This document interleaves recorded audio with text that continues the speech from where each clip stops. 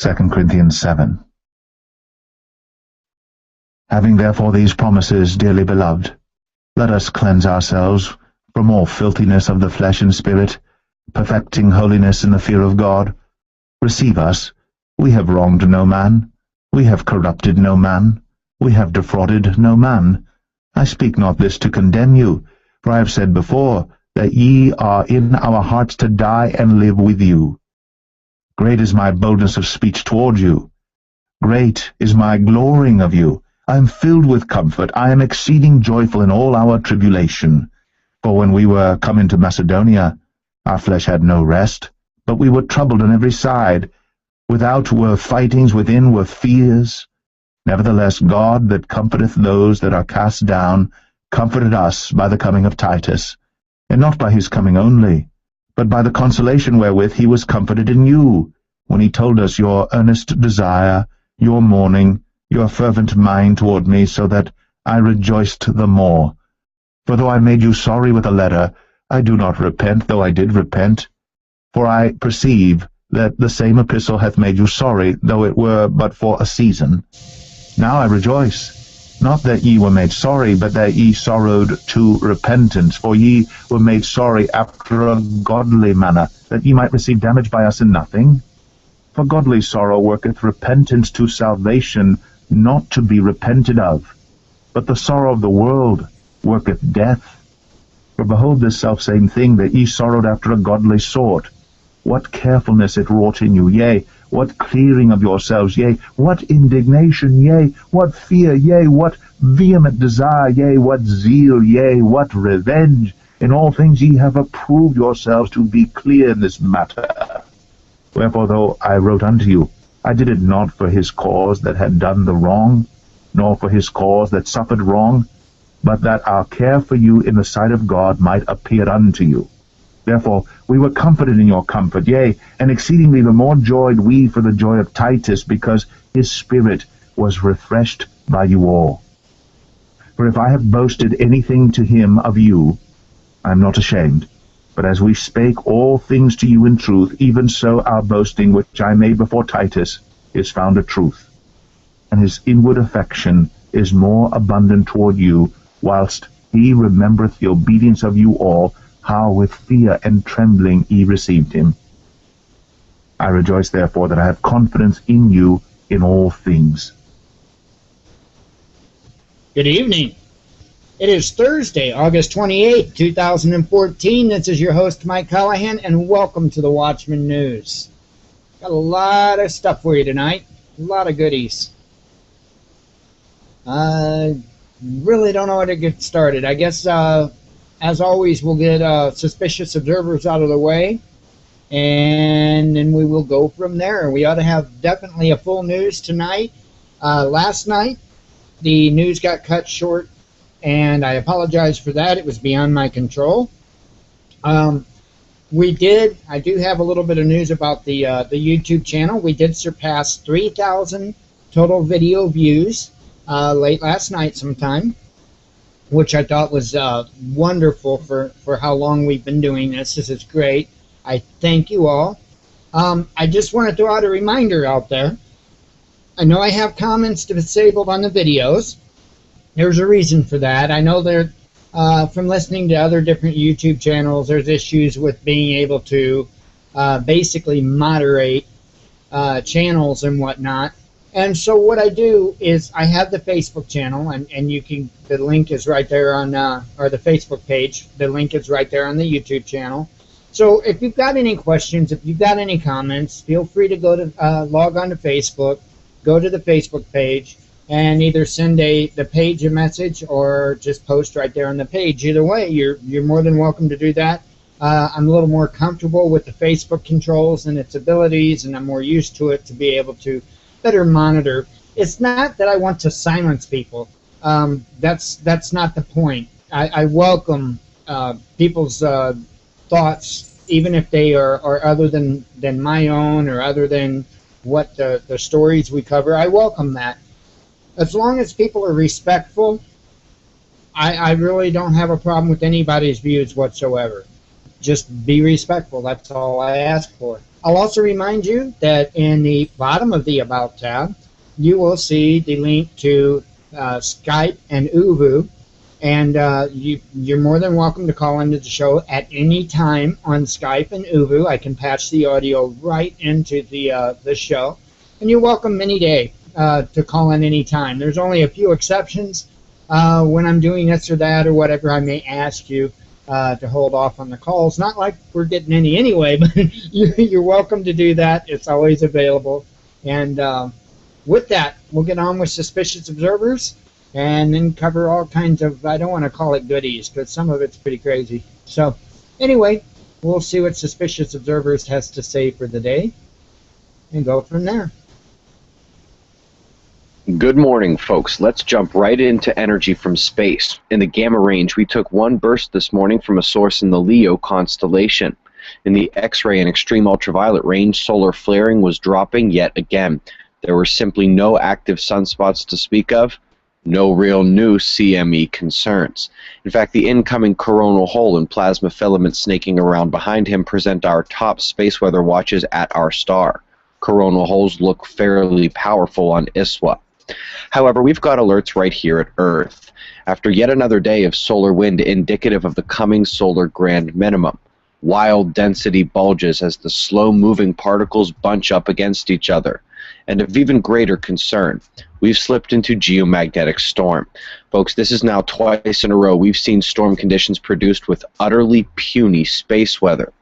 One cannot help but worry about Earth's magnetic shield, as this is uncharacteristic for our planet. If you missed last night's news, we introduced a potential star water breakthrough. We've seen water on brown dwarfs before, but this close to Earth? Oh me, oh my, that's fun. Got some good links for you as well. NASA article on stellar birth, and yet another from the ESA on the death of a star. Let's get back down to earth where the United States and Canada have plenty of forest fires, but the blaze in Portugal is getting less attention. It is raging quite significantly, often even blocking out the sun. We've also got a brand new sinkhole in the UK. This Durham opening is growing by the second, we're told. The Iceland volcanoes aren't slipping out of our minds either. Cracks in the ice emerge right above the volcano on watch as the 5 magnitude rumbles continue on the North Atlantic island. This tremor actually rang 1 meter in the 6 range, and that's as high as we've seen. We also had a tremor in the West Pacific hit 6 range on 1 meter, but the official magnitude will be set lower. That area is in uptick, and Guatemala got into the mix this morning as well. Concerns in the Gulf of Mexico about this system getting its act together and forming a tropical storm. It'd be right on the coastline if it happened. Anyway, we've got Marie in the Pacific fading as she runs west, Cristobal in the east, heading for Europe, and with a number of sublows to her east that looks suspiciously like what we saw in the Pacific 2 weeks ago, isn't it?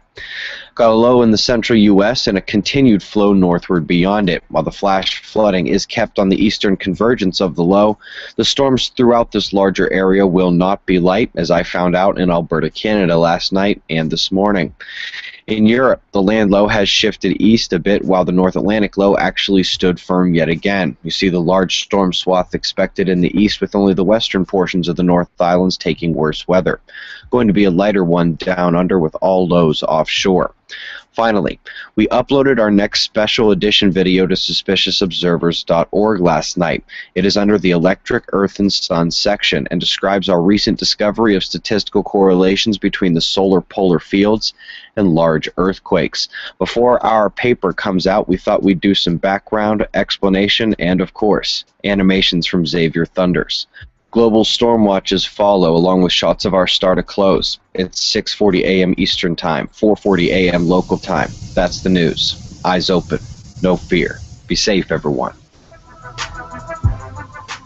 And thanks to Ben Davidson with Suspicious Observers. Links down in the About tab, as always. Always does a wonderful show. Wish mine could sound as professional as his, but I do my stuff off the cuff. So anyway, let's get to the first story that I have for you. We're going to Russia. Why not? Okay, let me get that. Okay, Putin calls on Ukraine militia to let blocked Kiev troops to cross into Russia. President Putin has called on the self-defense militias in Ukraine to provide Kiev's military units blocked in the east of the country with a safe humanitarian corridor to cross into Russia. It is clear the militia has achieved a major success in intercepting Kiev's military operation, which represents a grave danger to the population of Donbass and which has already led to the loss of many lives among peaceful residents, the Russian leader said in a statement. As a result of militia's counteroffense, large numbers of Ukrainian troops, many of whom were taking part in Kiev's so-called anti-terrorist operation against their will and just following orders, where we heard that before, have been surrounded, the president added. I call on the militia groups to open a humanitarian corridor for Ukrainian service members who have been surrounded, so as to avoid any needless loss of life, giving them the opportunity to leave the combat area unimpeded and reunite with their families, to return them to their mothers, wives, and children, and to quickly provide medical assistance to those who are injured in the course of the military operation, Putin said. Ukrainian troops have been routinely crossing into the Russian territory over the course of the conflict, seeking refuge from the militia, who were pushing them towards the border, or after negotiating a safe passage from an encirclement. On Wednesday alone, over 60 Kiev troops crossed into Russia, bringing the total number of those who fled to safety to over 600 men. After getting medical help if needed, Kiev troops were allowed to freely return to Ukraine. Not all of them did, however, fearing prosecution, as the Ukrainian General Prosecutor's Office has launched over 1,000 investigations into those men on charges of disobedience, desertion, and evasion of military service. Russia, in the meantime, is ready and will provide aid to the Ukraine's region suffering from the humanitarian disaster, said the Russian leader added. I once again call on the Ukrainian authorities to immediately stop military actions, ceasefire, sit down, at the negotiating table with Donbass representatives and resolve all accumulated problems exclusively via peaceful means, Putin said, according to the Kremlin's press service. Meanwhile, on Thursday, hundreds of people gathered in front of the Ukrainian Defense Ministry in Kiev, demanding resignation of President Petro Poroshenko and the defense minister over the poor handling of the military operation in the southeast. The demonstrators, many of whom were mothers and wives of the soldiers involved in the fighting of the Donetsk and Lugansk regions, were in despair following the encirclement of large groups of Kiev's troops. The Russian president's call for humanitarian corridor comes hours after the UN Security Council blocked a Russia-proposed statement on mutual ceasefire and peace talks in Ukraine, and just minutes after U.S. President Barack Obama blasted at Russia and threatened it with more sanctions over its purportedly direct role in the Ukrainian crisis. See, it's kind of funny how what's good for one is not good for the other, right? You know, we urge a ceasefire between Israel and Hamas, but we won't allow Russia to ask for one. It's rather interesting how we deal with international affairs. It's interesting. It really is. Since I set up the news show today, and since I started it, BP Earthwatch came out with a video. I haven't had a chance to verify anything in the video, and I typically can go with a lot of things that he says. I've found some things that are, a little bit iffy in the past, but normally I can go with his videos, and I'm going to go ahead and play his video in good faith that he does have the information correct. We've got a lot of different news for you tonight, so let me go right into that. Here's BP Earthwatch. Sorry, the link at least is not yet down in the About tab. I will be adding that. So, without further ado, BP Earthwatch. August 28, 2014. Guys, just got back in from a long road trip. Had to do quite a bit of traveling. And I want to talk about that on another video because it's important, some of the things that I was checking out because of the things that are coming down in this country. But this video is about something else. It's been long. I'm kind of tired. You may can tell that in my voice. But this is important. Many of you saw today on mainstream that Russia has invaded eastern Ukraine. It's not just separatists with some equipment. This is high-tech gear, very high-tech, large cannons, tanks, and very highly trained personnel. There's images all over it. You can see it. And then what happened after that announcement came out, the president called a press conference that came in and broke through mainstream in the early afternoon. And he was asked a question, and he commented about there was nothing they could really do militarily, or weren't going to do anything military, but they were going to look at the possibility of furthering the sanctions and against Russia as far as economic. And what they've done is convince some of the European nations basically not to trade with Russia, to hurt them economically. But what's kind of happening is that trade goes both ways in Europe. The ones that have refused to trade with Europe are hurting economically because they've lost that business. And that's how the press conference went as he again interrupted mainstream for this report about Russia and further economic sanctions.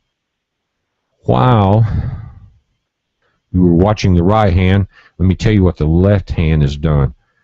And this is big time, big news, because we're dealing with the other nuclear power in the world besides China. It's U.S., China, Russia. Of course, there's a lot of smaller countries, but this is big time. And what's happened in Putin, who's a prime minister or whatever you want to call him there in Russia, the head king, has kind of been backed in a corner. And the history of Russia indicates that they don't like that because they've been backed into that corner twice. World War I and in World War II by Germany. So they are not real fond of Europe. And they, I think, have learned their lesson and will not be readily backed into that corner again. But what's happening, and let me read this. This is not what the president said. This came out today from Washington, from the Pentagon. U.S. Army troops equipped with tanks will head to Eastern Europe to reassure NATO allies anxious over Russia's intervention in Ukraine. The Pentagon official said on Thursday. About 600 troops from the 1st Brigade, 1st Cavalry Division, are due to deploy in October to Poland and the Baltic states for training exercise with alliance members, replacing paratroopers from the 173rd Airborne Brigade. This is Lieutenant Colonel Vanessa Hillman in her report. It's a 3-month rotation, Hillman said. The drills are focused on a small unit and leader training. Small unit leader training, and you're shipping tanks. You always got to watch the other hand. If someone's going to fake a hook with the left, and they're going to jab you with the right. We're looking at the possibility of the movement into World War III, and this will be more than likely, if it comes to head, will be a nuclear confrontation somewhere on this planet. It says, unlike the outgoing unit, the troops from the Iron Horse Brigade based in Fort Hood, Texas, will deploy with M1 Abrams tanks and infantry fighting vehicles.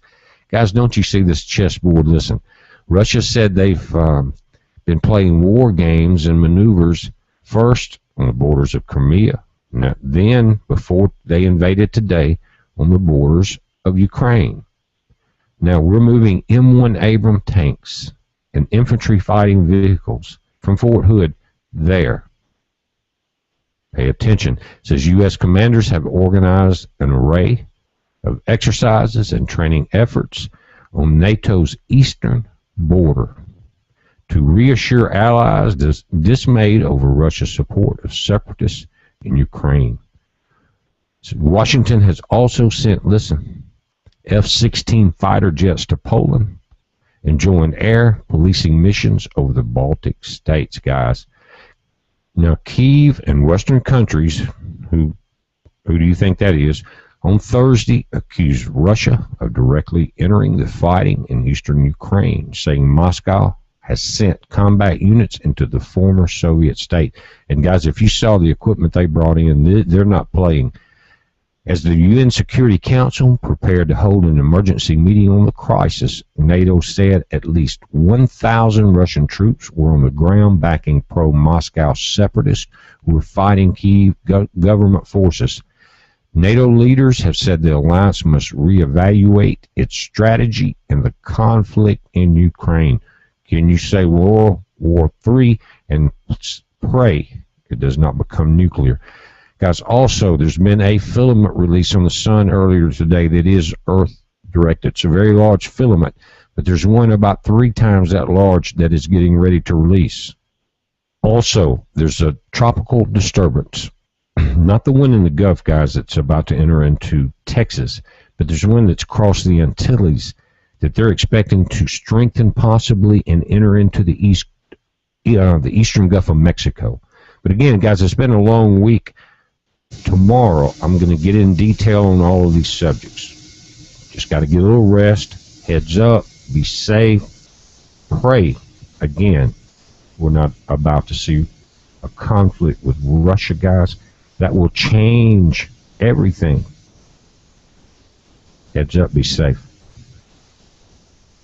Something to keep an eye on. I've been constantly hammering on the situation with Russia and Ukraine, and because I really do see, again, I believe this is all orchestrated. I don't think that it's actually a U.S. against Russia deal.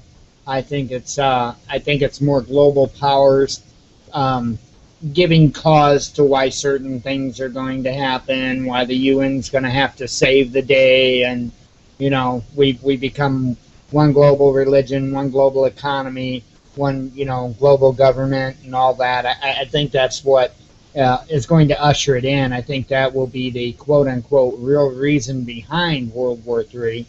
So keep an eye on it. Also, he mentioned a filament release. Going to have to keep an eye on that.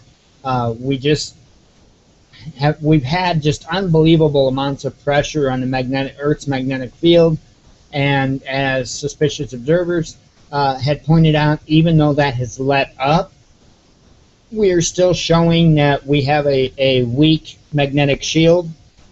So it's something to really keep an eye on. Once again, I will emphasize a Faraday cage. So if you don't have one, build one. Put anything in that Faraday cage and keep it in there that are not absolute necessities.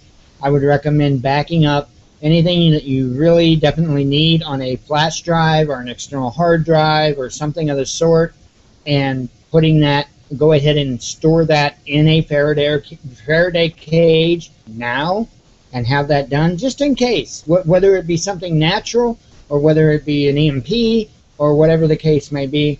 I highly emphasize doing that, and doing it as soon as possible. If you don't know how to build a Faraday cage, search it on YouTube. I don't have the exact video off the top of my head which one I did, where at the end of the show I showed how to build a simple Faraday cage with a metal trash can and how to maximize the ability of that Faraday cage. There's a couple of videos I played. They were really, really good videos, well, especially the second one. Okay, so let's go ahead and let's move to the United States with news. Gotta love these stories, huh? The director tells to be alert. Be alert! Oh. I'll play the video here.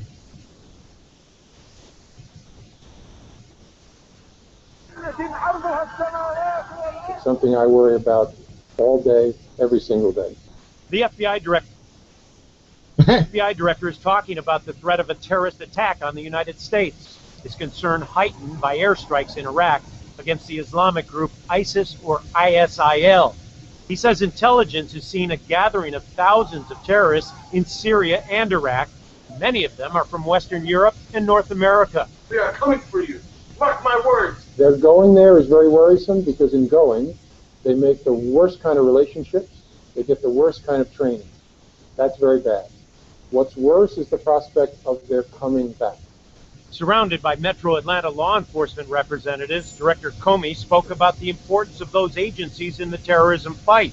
Part of that fight is detecting the homegrown violent extremists, troubled souls, as he put it, who are finding training and motivation in their basements. That is not a New York thing or a Washington thing. That's an everywhere thing. Wherever there's the internet and a troubled person who's susceptible to that kind of motivation, we have that threat. Fear. I guess the audio quit on that. But anyway, they're constantly trying to put us in fear of the boogeyman, no matter what the boogeyman happens to be that particular day. As I will tell everybody, always remain vigilant. Always, don't walk around afraid throughout life, but be vigilant, be aware, be ready. That's about the best thing you can do. I wanted to play that because they're starting to do this, not just in Atlanta, but they're starting to do this all throughout the country, giving out these alerts and all that. So I don't look at it as actual serious be alert. I think it's just a prelude into something that they already know is going to happen. As we all know, Al-Qaeda, ISIS, the Taliban, every one of them, the U.S. government was behind training them and arming them, and they continue to supply them. They just do it in ways to where, hey, don't show them us handing them the weapons, but we're going to put these weapons here in this country so their military can utilize them against any threats and yada yada. And then all of a sudden, like ISIS will go over and they'll take over the military base. And next thing you know, all the weapons are their weapons. And as I've said before, and it just bears common sense, you don't just get in an Apache helicopter and fly the thing. It's not that simple, especially a helicopter. A helicopter takes a lot of training, and there's a lot of knobs, buttons, switches. It takes a lot to be able to operate and effectively operate just a helicopter, period, no less, the weapons system on that particular aircraft. So, you know, they have to be getting this training somewhere, and take it from somebody that's flown over 1,000 hours easily on Microsoft Flight Simulator, which is pretty good, by the way. But even though no matter how good some of the aircraft and realistic the aircraft are in that flight simulator, they aren't down to every single little detail. All the weapon systems aren't in there, and whatnot. So they are receiving training from somewhere for these aircraft, and they're not going to their local AutoZone or O'Reilly's or Napa and buying a manual to fly these aircraft and to operate these weapon systems. It's just not that easy. So just something to keep a heads up on. They're building the prelude to the story. We know where it leads. Next up, what I'm going to do is, I didn't know exactly where to put this, but on the old Evil book today, I ran across a video. I don't really know how old it is, but I ran across a video of a young man dealing with some police officers and doing so in a very correct manner. And a lot of the stories that I'm going to be doing here for several stories have to do with police departments and the militarized equipment and whatnot. So I'm going to lead off with this video, and this really doesn't show so much the militarization of the police department, but this may teach you a little bit about your constitutional rights. I think this gentleman done a very, very good job at handling the situation, and also letting the officers know not only that he knew the rights, but what the rights are, because these police are not lawyers, okay? And they just get told more or less to oppress and to walk in with the attitude that they have complete control and authority, when constitutionally that is really not the case. So anyway, I'm going to play this video, and I really do think this gentleman done a wonderful job handling this, and then we'll get to some news after that. No, sir. I don't have anything I'd like to say to you gentlemen at all. Are you public servants?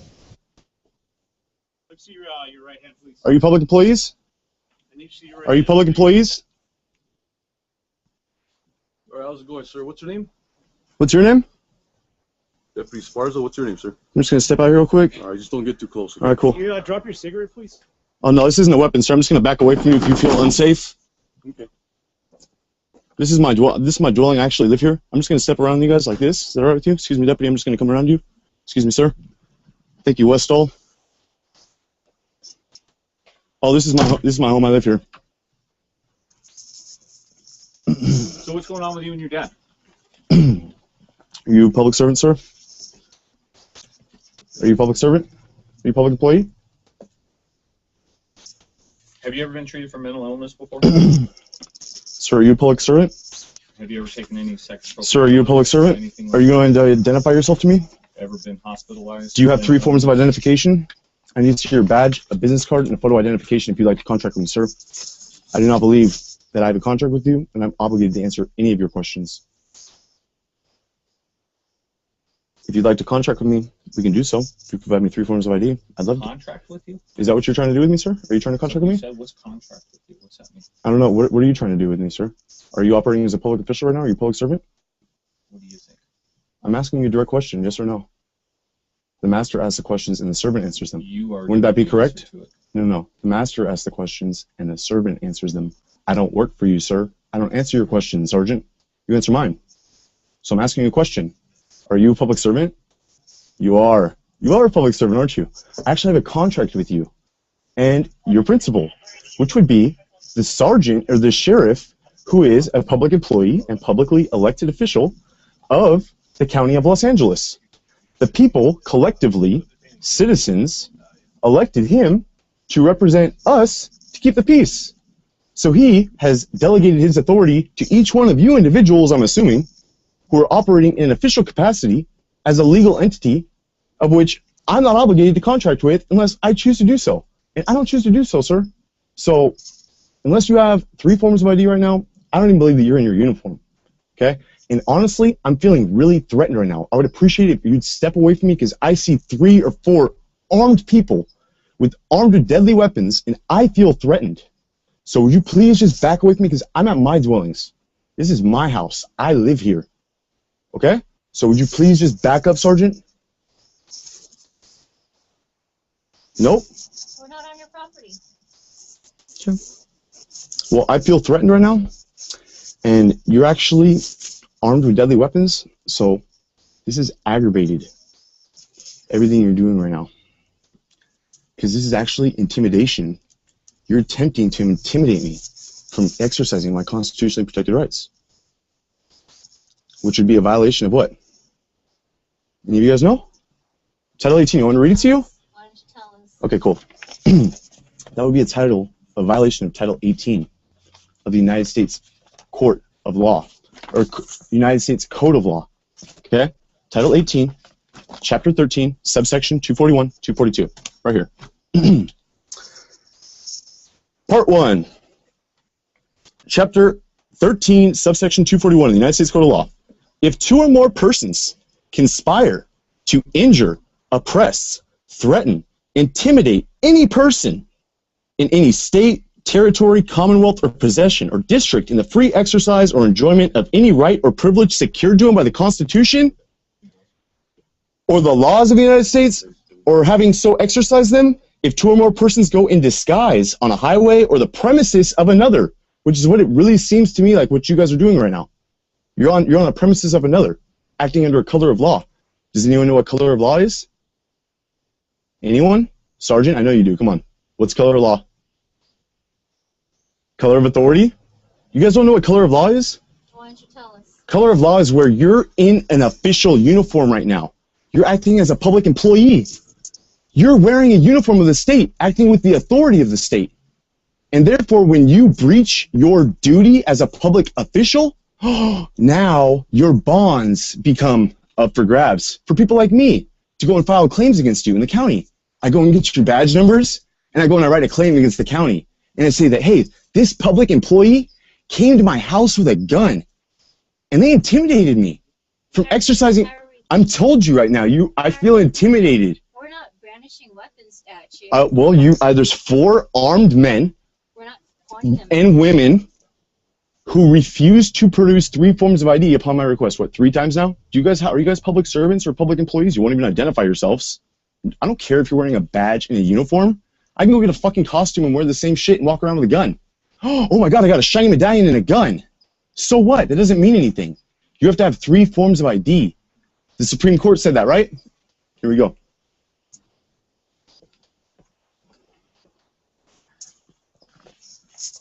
Shall be fined under this title or imprisoned not more than 10 years or both.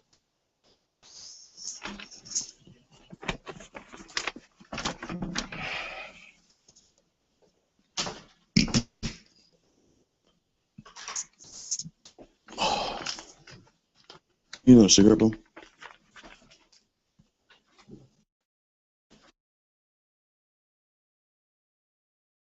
That's a good little lesson. Forgot to unmute my mic. That's a good little lesson about your constitutional rights and how they can be applied in common everyday situations. And I thought it was important to relay that to you. Now we're going to go on and we're going to do a series of stories about the militarization of the police forces. And then at the end, and there's also a link down in the About tab where you can find out at least some of the equipment that may be near you, in your location, in your county. So we'll start out with this from RT, Russia Today. Dozens of police departments suspended for losing U.S. military-grade weaponry. Yes, that's right, losing U.S. military-grade weaponry. Close to 200 state and local police departments in the United States have been suspended for losing military-level equipment transferred to them by the Pentagon, a new investigation found. According to the media outlet Fusion, its independent investigation into the Pentagon's 1033 program, which equips state and local police departments across the U.S. with excess military equipment, turned up an alarming trend. Not only did many law enforcement agencies, having a problem speaking now, fail to comply with the program's guidelines, they routinely lost dangerous weaponry. Already, the investigation has found that police departments in Arizona, California, Mississippi, Missouri, Georgia, and others have lost or cannot account for various types of weapons. This list includes M14 and M16 assault rifles, 45 caliber pistols, shotguns, and even vehicles. How do you lose one of those MRAPs, huh? Well, it was in the garage. So far, 184 state and local departments have reportedly been suspended in a program that involves the participation of more than 8,000 agencies. Since 1990, the 1033 program has administered more than $4.3 billion worth of equipment and weapons. In the wake of heavy police response to protests surrounding the death of unarmed teenager Michael Brown in Ferguson, Missouri, the topic of police militarization has emerged at the forefront of public debate in the U.S. police employed heavily armored vehicles, sniper rifles, tear gas, and riot gear as they confronted demonstrators against excessive force, sparking widespread concern throughout the country, particularly over the Pentagon's military equipment transfer program. Although the Pentagon stated the program is meant to enhance public safety and improve homeland security, critics argue the inability of police to keep track of their equipment adds another layer of doubt to the idea that security is being improved.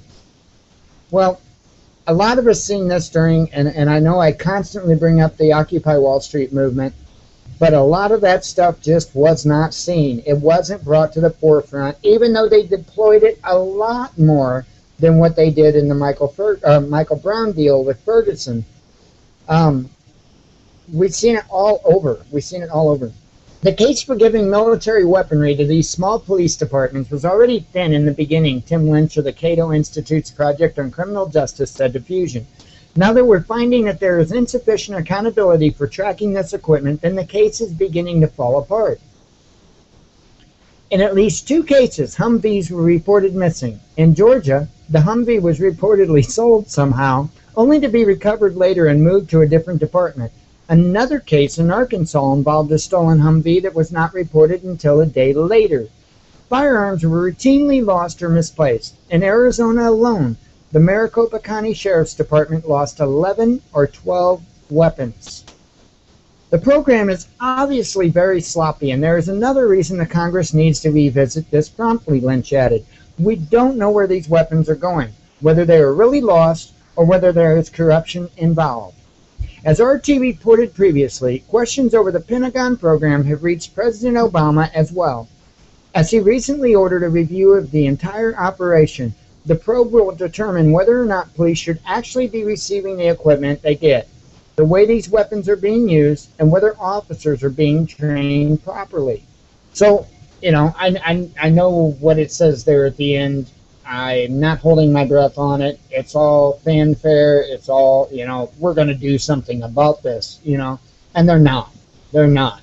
That equipment, those weapons were put in place for a reason. That reason is you and me, and that's just how it is. It's there for civil unrest. It's there to disarm the American public because it's all going to happen at the same time, you know, for our safety. Of course, they wouldn't do it for oppression or total control or, you know, that's just tinfoil hat stuff. It's for our safety. The children. It's for the children. I got a bridge if anybody wants to buy it. Alright, next story. Why not?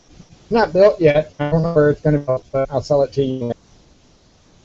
This has got a short little video at the beginning of it, but I'll read because the video really doesn't cover a lot. Actually, I'll try and stop the video and just read the story to you because the video doesn't really cover very much.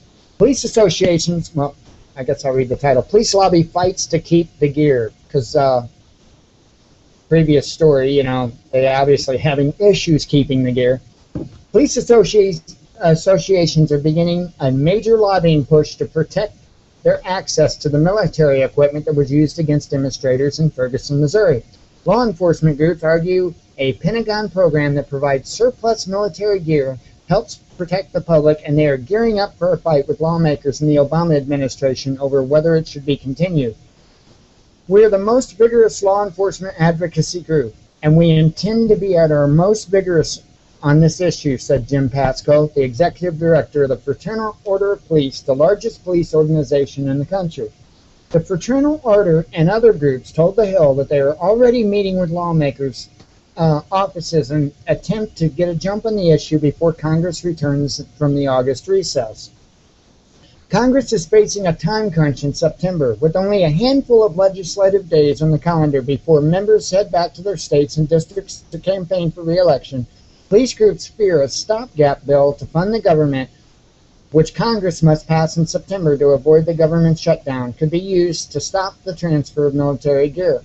Lawmakers in both parties have expressed support for curbing or defunding the Pentagon's 1033 program, which provides police with weapons and equipment such as camouflage uniforms, rifles, grenade launchers, night vision goggles, and mine-resistant ambush-protected vehicles for free or a steep discount. The American Civil Liberties Union says the Defense Department has given $4.3 billion worth of the excess military gear to our local law enforcement agencies since the program began in the 1990s, leading to what critics say is a militarization of local law enforcement. Additionally, there are two other programs run by the Department of Homeland Security and the Justice Department that arm police with sophisticated equipment. Pascoe said this group is working to counter what he calls misinformation. It looks like the main thrust of our effort is to be educational because there's an awful lot of misunderstanding and an awful lot of misinformation about this equipment and to its purposes and application in civilian law enforcement, Pascoe said. He said armored vehicles and Kevlar helmets protect officers and citizens in defensive situations such as mass shootings. Like, we have a ton of those, right? I mean, just absolutely, no, we don't. They talk about these Humvees as if they are weapons of mass destruction, he said. Well, now, wait a minute. Let's stop there, right? I've heard a semi-automatic rifle being described as a weapon of mass destruction. Now, I've heard that after Sandy Hook. They were saying that over and over and over. After the Boston Marathon bombing, they were saying that over and over and over. In fact, they started referring to those pressure cooker bombs, you know, the ones the Sarna brothers placed there, as weapons of mass destruction. So in other words, a firecracker is probably a weapon of mass destruction or something, I don't know. It's absurd, you know, how they want to use a play on words. And you have to be careful. Somebody has quoted in the history about something to do with if you change the language, you can change, what is it, the country or whatnot. So we have to be careful of what they call this stuff. Yes, a Humvee could be used as a weapon of mass destruction. If a semi-automatic rifle could be deemed as a weapon of mass destruction, then I would imagine a several-ton armored vehicle could be used the same. Anyway, the Pentagon surplus program is coming under threat from both Congress and the Obama administration. Senator Carl Levin, the chairman of Senate Armed Services Committee, vowed earlier this month that appropriators would review the program before passing the Defense Department's budget for the fiscal 2015. Other Democrats, including Representatives Hank Johnson and Alan Grayson, have proposed measures to stop the transfer of military equipment to law enforcement. And on the right, Tea Party groups and libertarian-leaning lawmakers, such as Senator Rand Paul, and Representative Justin Amash, are warning that the militarization of police threatens civil liberties.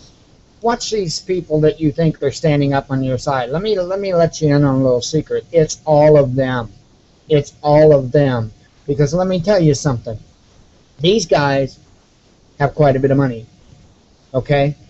And you may wonder, well, what's that supposed to mean? If they really wanted to stop something, they would be screaming on the rooftops. They would be spending their money. They would be putting ads on TV. They would be putting articles in newspapers. They would be doing anything, and they would be speaking everywhere. They would be doing anything and everything to get the people to stand up and stop it.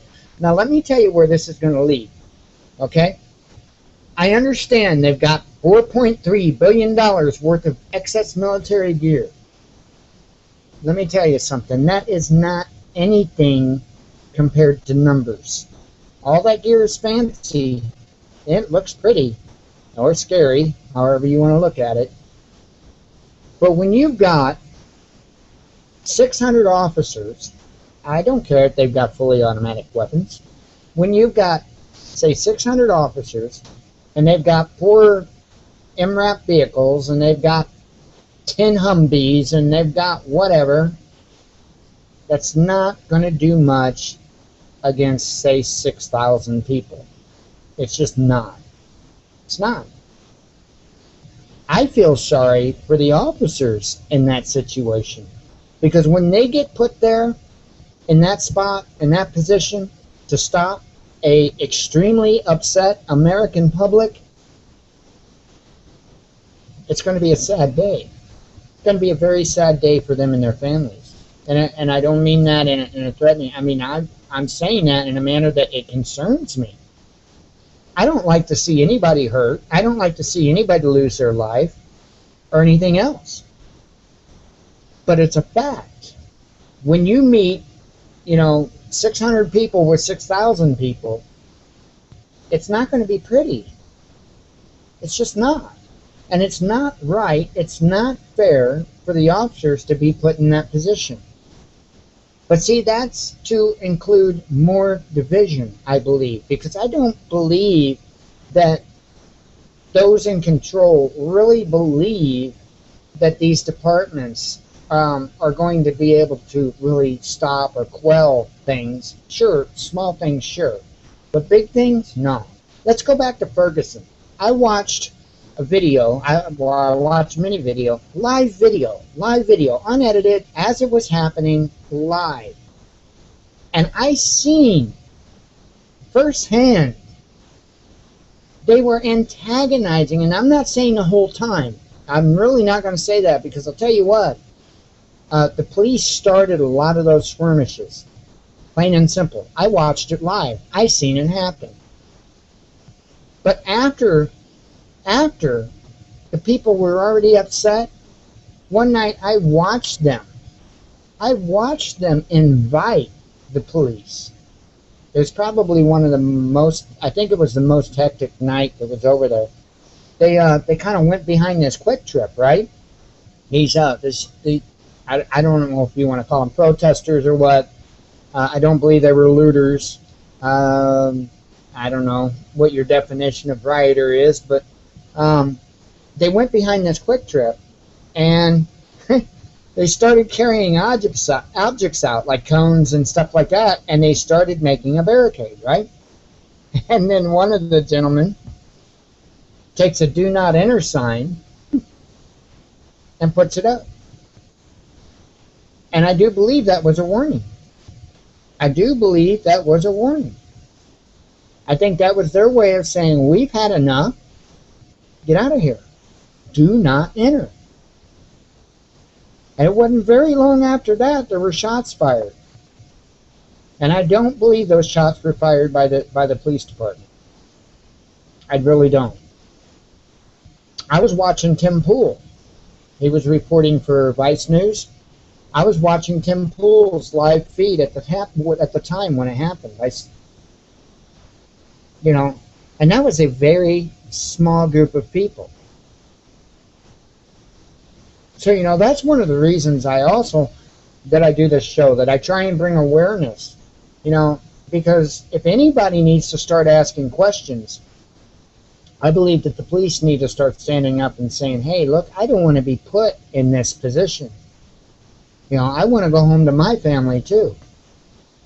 It's time people think. Instead of allowing the government to pit us against one another, it's time that we start thinking, critical thinking as individuals. It's time that we start bringing love and, back into our thought processes and our minds. It's time we turn off that TV and reality TV and all that makes violence seem like it should be a normal, everyday thing that everybody should just be used to. It's time we stop that. One of the reasons why we've been doing the Corinthians Project on this show, reading a chapter of Corinthians every day to start the show. That's why. To remind us how we're supposed to be thinking, how we're supposed to feel about one another. Because if we don't start now, it's going to get ugly fast. It's going to get ugly fast. So anyway, as I told you, there's a link where you can find out what is in your area. It's down in the About tab. There's a link down there. It's just a quick, simple little website from the freethoughtproject.com, and you just choose what state you're in and what county you're in, and it will bring up. Let's go to Missouri, for instance. Go to Missouri, and we will go to St. Louis County. How's that sound, huh? And we'll do a search. And it will come up, and I'm sure this isn't all of the stuff, but it will come up some of the stuff, some of the equipment that has been purchased, I believe, through these programs. Rotary wing aircraft, assault packs, duffel bag, a laser, I believe that's to set the sights, a laser bore light system, but that's an awful lot of money for that. I don't know. Camera system, truck, motorized cart, supply kit computers, whatnot, So, I mean, there you have it. And like I said, I really don't think that this is a full list. Look at this, helicopter, two observation helicopters. So, and I really don't believe there's actually there's like 3 pages of stuff it looks like for them. But yeah, just go check out your state and your county. The link's down in the About tab. Be nice to have some of that night vision, huh? Yeah, I need some of this military equipment for educational purposes. Works for me, huh? So anyway, that quick little way for you to find that out. Ran across a news story today, and I'm going to close up after I'm done talking about this news story because it's already almost 8 o'clock. The other links for the North Korea building the missile submarine, that was a story I was going to do yesterday. The links down in there in the About tab, and cars in the U.S. might seem to be mandated to broadcast speed and location data. Let me let you in on a little secret. It's already been that way for quite some time.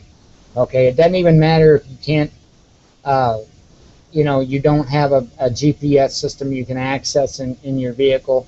It doesn't matter. Since like the early, after 2000 or so, there's GPS systems. It's just like phones. Just because you might have a flip phone and you don't have a GPS software program or app for your flip phone doesn't mean it doesn't have a GPS in it. Same with vehicles. Just because you don't have a screen with a GPS in your vehicle doesn't mean there's not a GPS in your vehicle. They've been set up with this stuff for a long time. One of the reasons for the whole Cash for Clunkers program was to be able to get the older vehicles that don't have this tracking and recording technology built in the computer systems, get them off of the road. It had nothing to do with pollution and all the other reasons.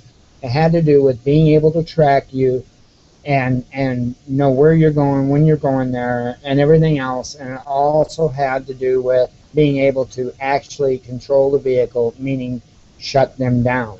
And you can call me a tinfoil hat wearing dude all you want. These are facts. Go and look up the patents, read the patent information. It is all in there. None of this stuff is being hidden from you. Most people just won't go and look. It's sickening. It's sad. It really is, especially when it gets pointed out to them. It's crazy for people to spew out opinions and say, oh no, that's crazy and blah blah blah, or I've been a mechanic for yeah, that's okay.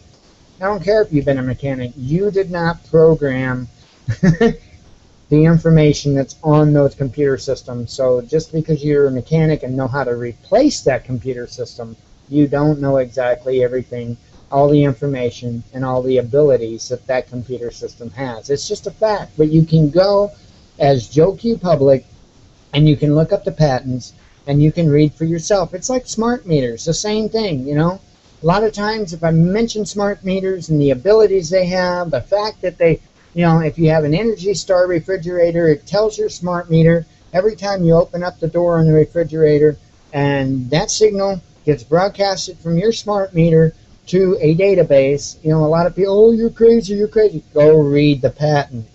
Go read the patents. It's simple. It's simple. Before you just spew out opinion and say, "Oh, this ain't true. This don't exist." Go find out the truth. I've done it. I've done it. I am a very boring, lame individual. I read a lot, and all this information is there. It really is. You just have to read it. Facts always outweigh opinions. There's nothing anybody can do to change that. We cannot be complacent. We cannot be lazy. We're dumbing ourselves down by being so. Turn off the TV and go read some patents. Then join my boring, lame life. We'll have a patent reading party. How's that sound? Beer even sounds good with that, huh? Anyway, let me go ahead and get on with this last story before I wind up making our Heavenly Father mad and him turning the electric off on me again. Ferguson unrest could cost taxpayers millions. I just kind of had a humorous twist to the story. The cost of extra policing in Ferguson after rioting and looting that followed the police shooting death of an unarmed 18-year-old could cost local Missouri and federal taxpayers millions of dollars. St. Louis County Chief Operating Officer Gary Earls estimates the county spent $1.5 million in policing overtime to deal with the unrest in St. Louis suburbs since Michael Brown's death August 9th. Earls figured in the total tab for the bolstered security in Ferguson could range from $3 million to $6 million, with governing jurisdictions ultimately looking for the state and federal governments for reimbursement. St. Louis Police Chief Sam Dotson tells the St. Louis Post-Dispatch that the state should expect a bill for roughly $740,000 it cost his department to supply additional police manpower in Ferguson.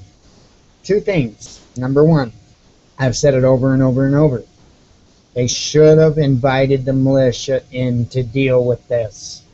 It wouldn't have cost the taxpayers anything. It would have been a voluntary service, and there would have been less skirmishes. There would have been less looting. It would have been the correct answer, and it wouldn't have cost the taxpayers nothing but a phone call. Simple. Simple. Number two, why don't they sell some of this equipment that they've got from the federal government and pay the bill? Why don't they sell some of these MRAP vehicles? Them M4s, them M16s. Why don't they sell them? Pay the bill. Pretty simple answers.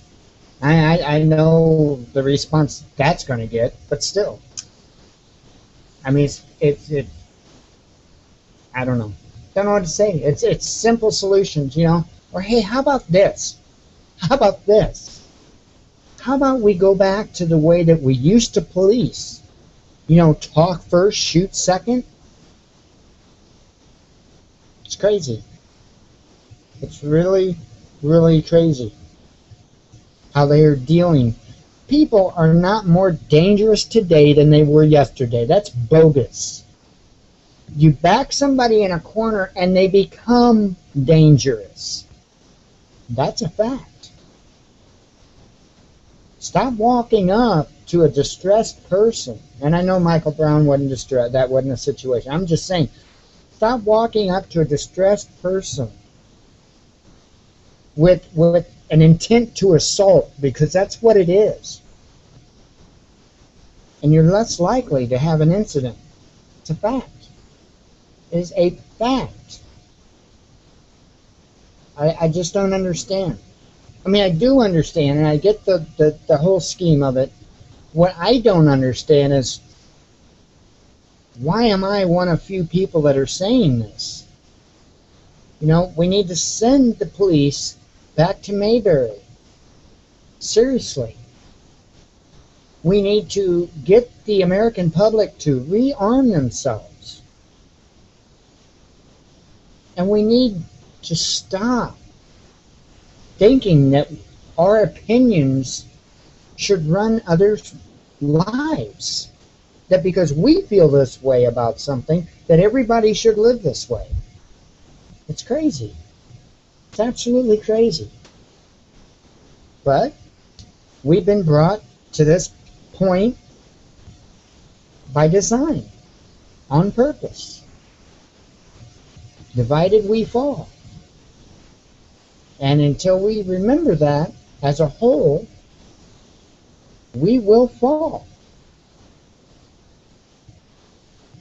I just hope there's an awakening. I just hope people remember these simple parts of life. The answer is love. The answer to most everything is love. It's a fact. That's what I got for you tonight. May God bless you. May He walk with you. I love you all. I really do. Be one with your spirit. And I'll see you tomorrow night. You all take care.